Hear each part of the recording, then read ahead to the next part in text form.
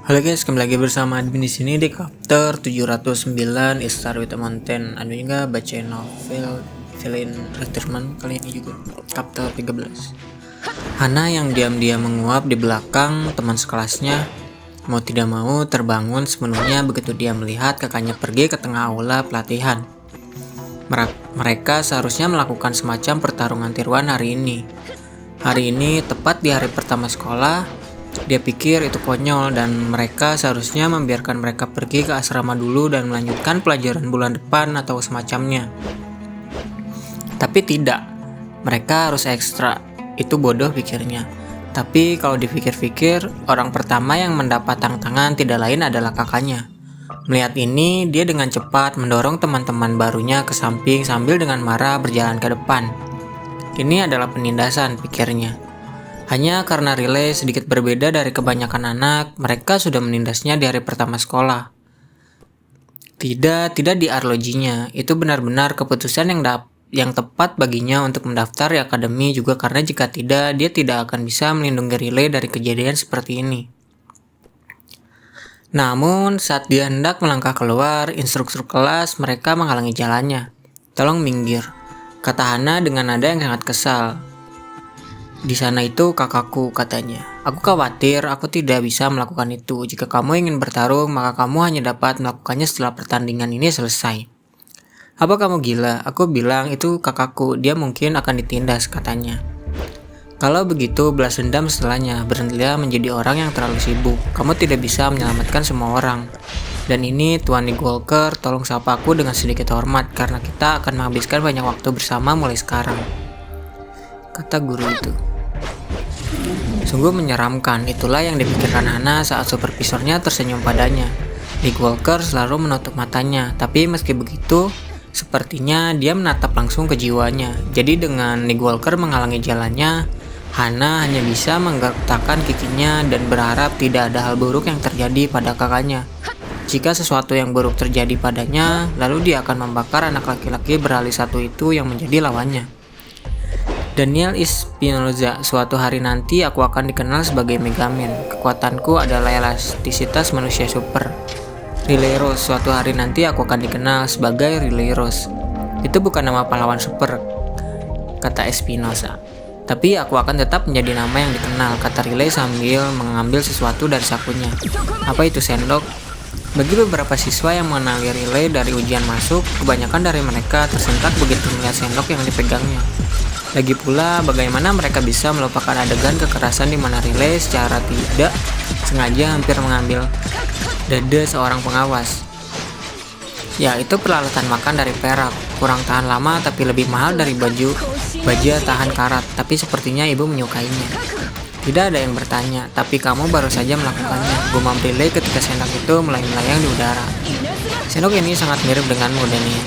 Jauh lebih tidak berguna daripada kebanyakan orang dan mungkin hanya dicintai oleh ibumu, kata Relay. Gary sekali lagi bersenandung sambil membuka mulutnya secara berlebihan sambil perlahan mengalihkan pandangannya ke arah teman-teman sekelas yang lain.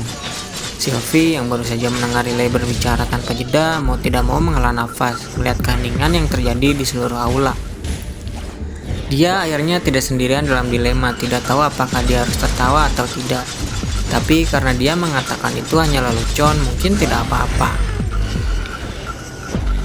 Maka dengan pemikiran itu, Sylvie tertawa kecil sambil menutup mulutnya. Cukup, dan seolah tawa Sylvie adalah pemicunya, Dani berseru.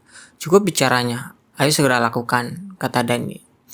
"Jadi sekarang kita diperbolehkan menggunakan kekuatan kita untuk melakukan kekerasan." Relay mengangkat tangannya sambil menatap Scarlet Mage. Ya, Scarlet Mage mengangguk sebelum kobaran api kecil muncul dari ujung jarinya. "Segera setelah api ini melanda, kamu bisa memulai pertandinganmu." Dan sejak mengatakan itu, bahkan tidak butuh waktu 3 detik sebelum kobaran api di ujung jari Scarlet Mage mengeluarkan ledakan keras, dan segera setelah itu terjadi, lengan Dani dengan cepat tertentang ke arah Relay seperti anak panah. "Iu," kata Relay sebelum menggerakkan tubuhnya ke samping untuk menghindar. "Mengerti dasar bajingan autis," kata si Dani. Namun dengan Dani dengan cepat terbang kembali ke arah Relay, mengancam akan melingkarinya seperti ular. Mata Relay terus mengikuti lengan yang terus berputar di sekelilingnya, hanya berjarak 1 kaki dari melakukan kontak dengan tubuhnya. Namun, begitu tangan Dani saling bersilangan, Riley menghela nafas kecil. Dan saat dia melakukannya, sendok yang sepertinya melayang tanpa tujuan di udara bersiul di udara. Ujung lainnya melesat lurus ke arah tangan Dani.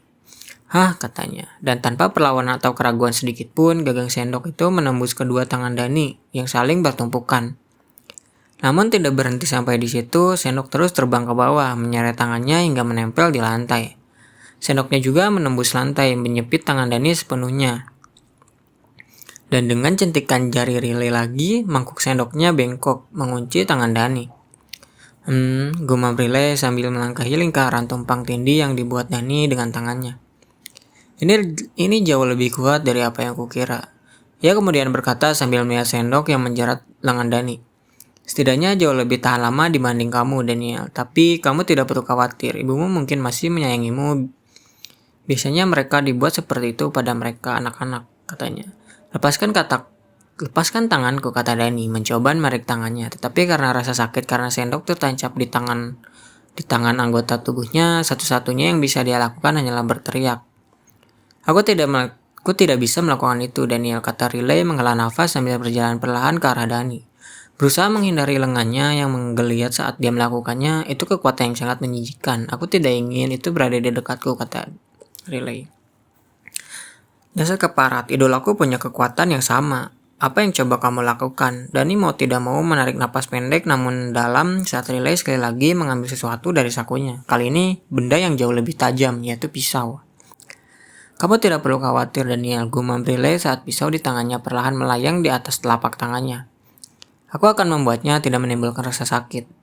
Dan begitu dia mengatakan itu, peluit sekali lagi berbisik ke seluruh aura saat pisaunya ditembakkan langsung ke kepala Dani. Lihat hal tersebut, satu-satunya reaksi yang Daniel miliki hanyalah tubuhnya yang sedikit menggigil sebelum menutup matanya karena takut dengan apa yang akan terjadi. Namun sebelum pisau itu menusuk kepalanya, pisau itu terbakar habis dalam sekejap. Melihat ini, Riley mencentikkan jarinya lagi, menyebabkan Daniel sekali lagi menjerit kesakitan saat sendok yang menjepit kedua tangannya ditarik dengan kasar. Dan sekali lagi tanpa ragu sedikit pun, sendok itu langsung mengarah ke kepala Dani. Tapi sekali lagi sebelum ia bisa mencapainya, instruktur dari kelas lain meraihnya dengan tangan kosong, menghancurkan sepenuhnya.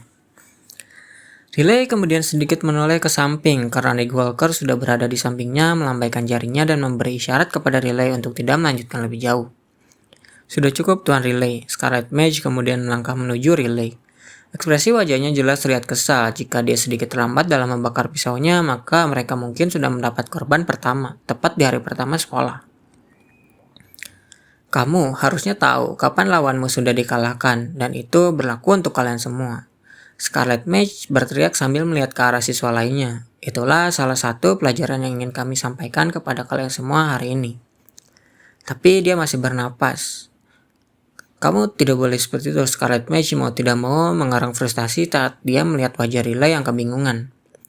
"Bukankah kamu baru saja mendengar dia menjerit kesakitan?" "Ya, itu sangat menenangkan," kata Riley. "Tidak." Scarlet Mage menutup wajahnya. Melihat ini, Nick Walker berjalan ke arahnya dan menepuk pundaknya beberapa kali. Jadi, dia kemudian berbisik ke telinganya. "Masih berpikir dia tidak termasuk dalam daftar penjahat potensial," kata Nick Walker. Mata Scarlet Mage telah bergerak selama beberapa waktu sekarang. Saat ini ada sekelompok siswa lain yang sedang bertanding di tengah aula pelatihan. Tapi perhatian sepenuhnya tertuju pada Riley. Dia telah mengamatinya semenjak awal pertempuran mereka dan tidak sekalipun jantungnya berfluktuasi. Bahkan ketika dia menusuk tangan lawannya, bahkan ketika dia hendak menusuk kepalanya dengan pisau, tidak pernah sekalipun jantungnya berfluktuasi. Selama wawancara, Scarlet Mage menganggap ini sebagai nilai tambah sebagai pahlawan yang selalu setia pada dirinya sendiri, seringkali akan mengambil keputusan yang tepat ketika saatnya tiba. Namun, dia benar-benar mengabaikan sisi lain dari pedangnya. Riley tidak tahu kapan harus menahan diri. Hatinya begitu murni sehingga akan selalu mengarah pada hasil akhir. Kali ini, dia tidak akan berhenti sampai Dani berhenti bernafas. Moralnya tidak ada habisnya, makanya mulai hari ini Scarlet Mage berjanji pada dirinya sendiri bahwa dia akan lebih menjaga Riley. Dia tidak termasuk dalam penjahat potensial. Dia akan mempertahankan keputusannya. Riley hanyalah jiwa murni yang tersesat. yang harus dibimbing dari setiap langkahnya. Dia mungkin harus segera mengunjungi White King agar dia mendapatkan lebih banyak informasi tentang Riley. Dan untuk orang yang dituju, Riley saat ini sedang diisolasi oleh seluruh kelas. Bahkan Sylvie mau tidak mau menjauh darinya karena dia merasa sedikit tidak nyaman dengannya. Banyaknya kekerasan yang mampu dia lakukan. Dia bahkan mulai berpikir bahwa apa yang akan terjadi selama ujian masuk bukanlah sebuah kecelakaan. Satu-satunya orang yang tersisa di dekat Riley adalah Gary, yang mengeluarkan kutukan setiap kali sesuatu yang menarik terjadi selama pertandingan. "Kenapa kamu selalu menguat begitu banyak?" Riley lalu bertanya. Aku tidak tahu." Gary hanya mengangkat bahunya sebelum mengalihkan perhatiannya kembali ke pertarungan yang sedang berlangsung. Melihat ini, Riley hanya bisa sedikit mengerinyit alihkan hasilnya.